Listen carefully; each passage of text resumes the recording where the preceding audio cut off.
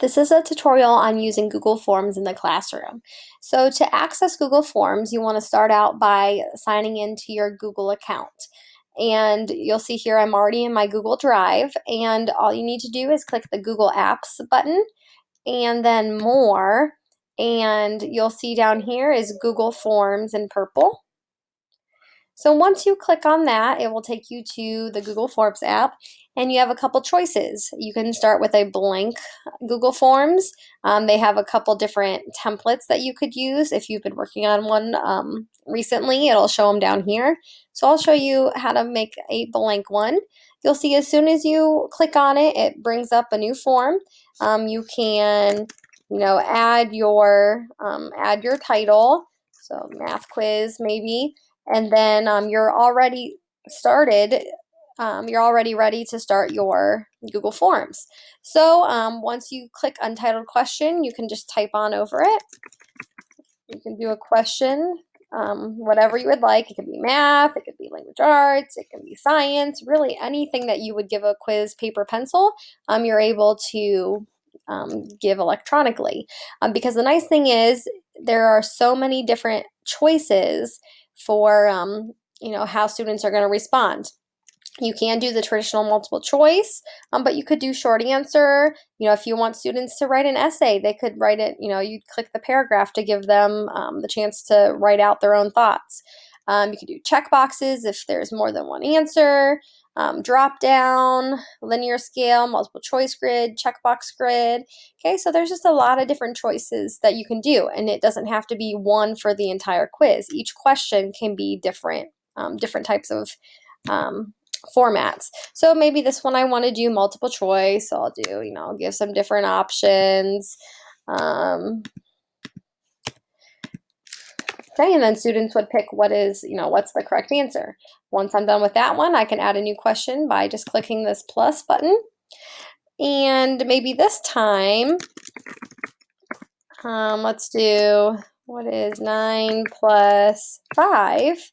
Instead of making it multiple choice, maybe I want students to get the answer for themselves and type it into the box. So if I click short answer, they'll just be able to type in their number. You can also insert pictures into a Google form. So you can upload a picture, maybe if you found one online. You can take a snapshot. You can, give the URL if you already have them in your albums or Google Drive. Or you can just do a quick Google search right inside of the app. So if I wanted to make a question about these ducks in a pond, in elementary school, a lot of times that's something that will be in there. You'll see image title, ducks in a pond. Okay, and then I'm going to drag my question so that it's underneath. Okay, because they actually are kind of two separate things, but they'll still be able to see both of them. And maybe I'll say, 2 more ducks join the ducks in a pond. How many are there now? So students would have to count that there's 4 ducks, and then they would have to be able to get the correct answer. So maybe I'll do multiple choice. Maybe I'll say 4, 10. Our answer would be 6, and then 3. And then, they would pick the correct answer. So once you get everything done, you've made your quiz how you want it to be. Now, you could even add some video. You can break it into sections. You can, make the description. But what you're really wanting is you're wanting students to do this so that you can get their responses. So you'll see here, I don't have any responses yet because I haven't sent it out. So if you click send, then you'll see that you're able to share your Google form with, whoever you'd like. Okay, so you can do it by email. You can post a link maybe in your classroom website. You can even embed it into your website, if Google Plus, Facebook, Twitter. Okay, however you want to get it to the students, you can just type in their emails, or again, however you wanted to share it, and then they will just get a notification that, oh, I need to complete this, and then they will start collecting the responses. And the nice thing about Google Forms is the responses are you can make it into a spreadsheet. So you can create a new spreadsheet and do create,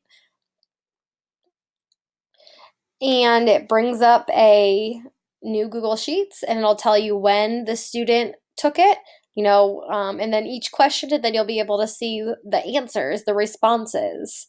So I'm gonna go back here. Okay, if you go back, you can get email notifications of new responses. You can select a different response destination. You could even, download the responses, whatever you would like. Sometimes, something that I forgot to mention, what I like to do, if you'll notice, it didn't really, unless you say collect their email addresses, you're not going to know which student had which response, which is important if you are taking this for a grade. So I'm going to try and bring this to the top here. And the first question you want is, what is your name? Okay, and obviously you want it already noticed, if you're going to be writing in a name, you want it to be short answer so that they can type it in.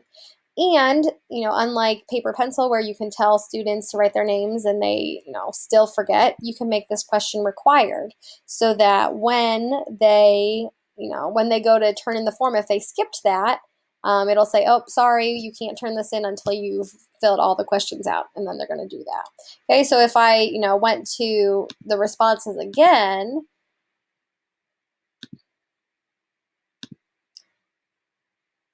okay, you'll see here, what is your name? And then we'll be able to make sure that we can match, the responses with the correct student. Okay, so that's just a quick overview of Google Forms. There's so much more that you can do with Google Forms, but I just wanted to give you a brief overview so you could just get started with it. So thank you.